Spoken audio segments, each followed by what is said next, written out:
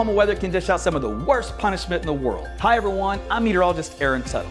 But now you can fight back by installing Class 4 impact-resistant shingles from Ferguson Roof Systems. These shingles can withstand large hail, heavy rain, and hurricane-force winds, all while keeping your home safe and dry.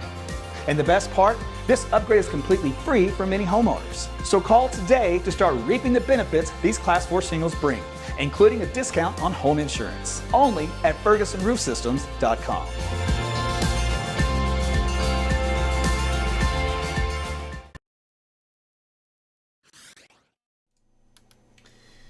Hey everyone, Meteorologist Tuttle here with you. It is time to do a little weather update. We've got a few things to discuss and talk about here on your Monday. Get you up to date. A lot of times I'll put out those blogs and I'll try to cover as much time in advance as possible. And sometimes in the summertime it works out because we don't have a whole lot to discuss. And other times, hey, we've got at least a little thing we can look at and focus on. So today I actually have a few little things and we'll do that here. So thanks for joining me. Hope you had a great weekend. I hope you're getting ready for the upcoming holiday weekend for July 4th. It'll be interesting around here, around the country, I should say, just some celebrations and stuff and how it's going to go down with COVID and all the other nonsense. But we got to make the most of it and do what we can to celebrate our independence. So what we're going to do is talk about a little sneak peek of what may be coming your way if you decide to try to do some of this outdoors. So I will give you a sneak peek on your July 4th holiday forecast. So thanks for joining me. Make sure you like and share this video. And thanks for following me and supporting me through Facebook fan subscriptions, Patreon. I even got YouTube memberships going now and various other ways. So again, I appreciate you guys for doing that.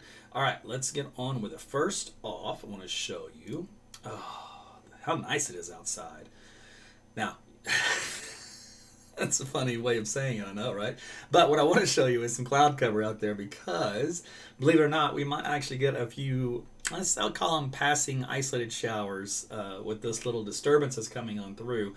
And then we'll see if it's going to storm later on and see what the storm's going to be here for the remainder of later today into tonight and then for the rest of the week as well. All right, so let's see. Let's get on with the... let's see, what I want to show you. Let's go with the sky first.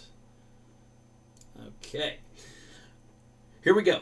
Drought monitor. Well, yeah, got to talk about it because this unfortunately not going to go anywhere. It's here for the summer. It will continue to expand, unfortunately, with time. And sure, we'll knock it down off and on as we get some rain events. But until we change the pattern overall, this is kind of be what we'll be looking at for the next couple of months. Now, when we look at the critical conditions for fire weather, those continue out across far western Oklahoma as the drier air starts to filter in along the dry line out here in the far western counties. So those will be kind of the dividing line where you have some, let's just say, potential storm activity because of the dry line, but also some fire weather activity because dew points will drop behind that line and allow for that tender vegetation to be more susceptible to spreading grass fires and whatnot. And it's very windy. So the wind gusts out there so far today, we're into the 30s. There's been a few 40s here in central Oklahoma, so it's going to stay a little on the breezy side. As we talked about, humidity values actually aren't that bad right now. It's still pretty humid out here, and it feels like it's about 60 to 70% across much of central and eastern Oklahoma. But there is some drier air out here across western Oklahoma, and this really dry air, 10% humidity, man, it's nothing. That's bone dry. That's going to continue to migrate to the east along these far western counties, and that's why that fire danger is in concern. Tomorrow it'll be a little bit more progressed out here, so it'll be a little bit more of a fire danger tomorrow than there will be today. Now, there is an upper level disturbance, believe it or not. That's what this guy is right here. There's a little counterclockwise spin to the atmosphere, so it's a weak upper level vortex is coming on through, and what it's doing is it's enhancing the cloud cover. You see all this right here? So that's what I showed you just now on my AT's weather cam, and that has these clouds developing and building up as they move into central Oklahoma. So it is theoretically possible we can squeeze out a couple of little light isolated showers out of this, maybe a stray lightning strike, but that's about, I think, as far as it'll go as it moves off to the slowly to the north and east. Now here's the kicker, because on the back side of this you typically get sinking air or subsidence. So that's why when you look past this little boundary right here, so if we were to draw a little upper level low to represent the vorticity, On the back side of it, you have a little extra vorticity. It kind of spins on in to the upper level low. But then once you get past that border, you get dry air or subsidence. Now, here's the key. When it comes to the dry land, trying to get things to refire this afternoon, you're going to have this dry air and this dry subsidence kind of combating the weak rising motion from the surface. So the two are going to do one of these things. Sometimes the upper level subsidence wins out, and sometimes the low level convergence wins out, and you actually get some storms. So that's going to be the uncertainty for the forecast today. Now, the forecast sounding indicates that the convective temperature into the mid-90s should easily be met out here across western Oklahoma, mid to upper 90s at that. And if so, it puts a very unstable sounding out here with potential for some large hail and some damaging winds. So any storm that does go would be severe. Now, if we do look at temperatures forecasted out there on the model data, they are into, let's build this up a little bit for you, they are into the upper 90s. So there, in theory, we should be able to spawn off a couple of storms to break the cap along the dry line. Now, the model doesn't really like that idea. It likes to keep them all down here across the Texas border, on in here to western Texas, more favorable area. And again, I think that's probably because it's putting a little bit more on that subsidence feature we talked about. Now, if we look at the dew point values, they're into the 60s, so plenty of moisture. And this is that hard edge I was talking about with the dry line. So you get that dry air that filters in across the western counties. That enhances the fire danger, but you don't have to go too far, and you run right into the juice. And this juice is what those storms would feed on if they can get going in this area. Now, one of the limiting factors of that is the surface convergence. Surface convergence is where you have the winds that come in here from the southwest direction and from the south-southeast direction. And right along this boundary, this little dry line area, it's not exactly, great. I would like to see personally, something like this, where they're really coming together. That's great convergence on the dry line. When it's off these certain angles, that kind of limits the lift, and so therefore that puts the storm development into more of an uncertainty category. So it's not a guarantee, but if a storm does break or two, they would be severe. Now, there are be some storms down across western Texas we talked about, and those will move up to the north and decay as they cross over the Red River about later this evening. Now, what will happen, though, as a result, as they decay, is they're going to release a little bit of wind. And that wind will move through central Oklahoma. So the models are picking up on that by around midnight. It's got winds gusting up here in central Oklahoma around 50 to maybe even 60 miles per hour. So if you get some really strong winds late evening around midnight here across the central corridor of the state, you're going to know why. It's from those storms that died out here in northern Texas. So temperatures with the heat factored in, the humidity rather, it comes out to a heat index value around 105 here in central Oklahoma. Now, unfortunately, see these values into the 100 plus. This is going to be the way it's going to stay through probably about Wednesday and possibly Thursday.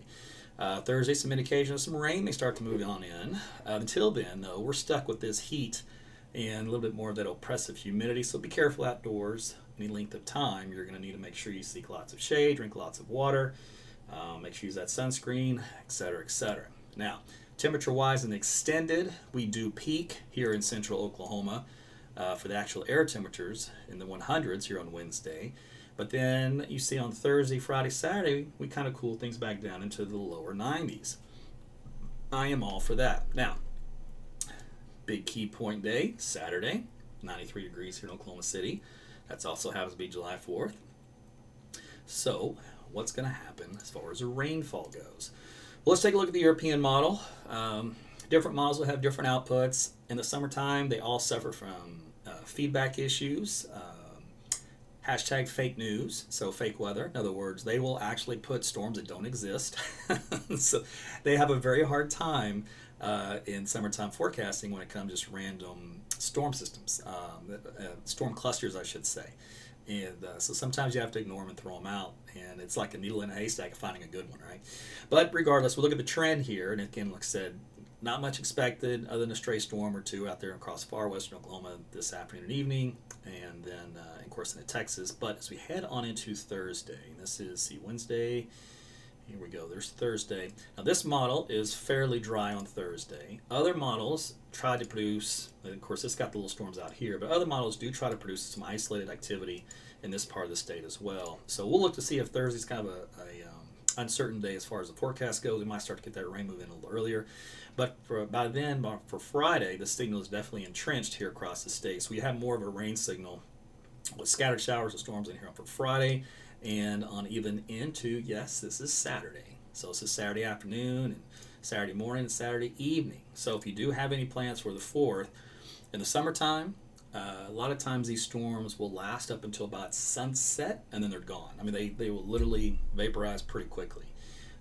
And then they're usually more isolated. So if you do have any activity here for your Saturday, I think for the most part we'll be okay. But keep in mind right now the models are indicating at least some isolated shower and thunderstorm activity around the area. So you'll have to put that as a contingency plan should you become under one of those cells and you just get drenched or there's lightning in the area. So I want to bring that to your attention. And then let's see, for Sunday, still some active weather, at least around the area. And then this course also kind of helps keep those temperatures down a little bit lower in the extended when we saw how they were back in the lower 90s. That increase in cloud cover and moisture and a few rain drops will help to do that. No huge signals, as far as any big clusters of storms like MCSs or MCCs, anything like that. We just have this kind of a more of a widely scattered look to them in our extended forecast. So there you go. Now you have it. You are now up to date through the weekend. And so kind of a mixed bag out there, depending on where you live. So what I'll do is I've got a few minutes here, so let me turn on your comments and suggestions, thoughts and concerns, all that kind of stuff. So hang on a second. All right, I gotta load this stuff up. So Wi-Fi, all my bandwidth. All right. So thanks again for watching on Twitter/Periscope. You guys are always feel free to leave your comments. And as a reminder, when you do leave comments, I won't be able to view them while I'm actually looking at all the maps, but I can usually do it afterwards. So got the thumbs up from Ronnie there on YouTube. Awesome. And let's see, go to my Patreon page. Let's see, load that up. And then main page.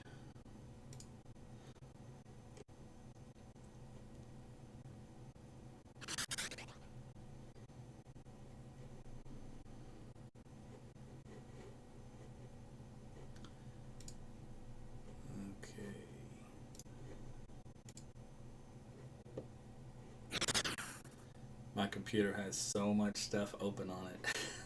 It hates me. I always think of that football player on the XFL from years ago. He had a tattooed. He had the name on the back of his jersey. I think this computer, he hate me. So anyway, all right, move as fast as this little thing will go. All right, Angela's checking in. Mary, hello. Sprinkling and Norman, how about that? That's that little upper disturbance we talked about. Stacy, when will the Sahara dust be leaving for good? Oh, she doesn't like that dust. Well, actually, it's thinning out every day. It's diffuse at this point, and it will continue to do so. It makes for some great sunsets. Has some extra particulate matter for nuclei for rainfall. So it does provide some benefits in that aspect. I know it kind of messes up the air quality a little bit. So I understand for you allergy sufferers and those susceptible to that.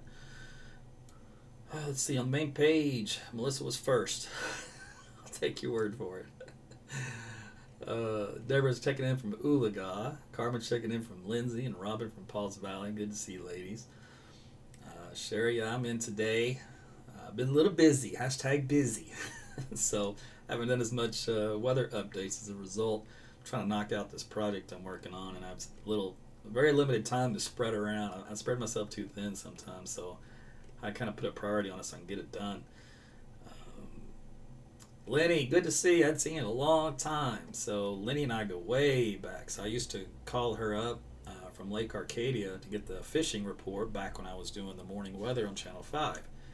This is back in about 2001 era where, it was still more of a laid-back morning show, they called it back then. And after about 2 years of that, they changed it to be hardcore news. Death and destruction, murder and mayhem, crime, crime, crime. And there went the fishing forecast out the window. So those feel good, stuff was thrown away. But, hey, we had a good run back then. So Mindy, yep, and did the forecast for Saturday. Hope you saw that. Sharon, yep, answered the dust question. Kelly missed the whole video. Oh no, you can catch the replay. Let's see. How far northwest Oklahoma look? Kelsey, I don't know what you mean by that. Let's see. Rain would clear the air. Actually, if it rained, you'd have a very dirty coating on your plants and everything, your cars and all that stuff. So Catherine, what's the deal with all this dust? Why is everyone calling it the Sahara? Listen, as you know, nothing can happen in the world today to not be exceptional or, monumental or never happened before or, due to this destruction, due to that.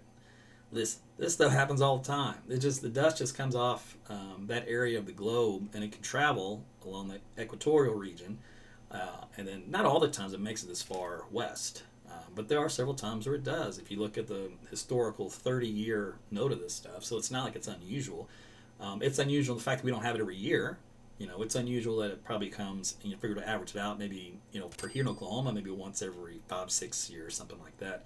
And then, it comes in various quantities. So, but what it does, it just shuts down the tropical storm development in that area until that kind of wave moves off. And it's all just from the upper level pattern change. So it's just a part of the global circulation. So it comes and goes, and it will go.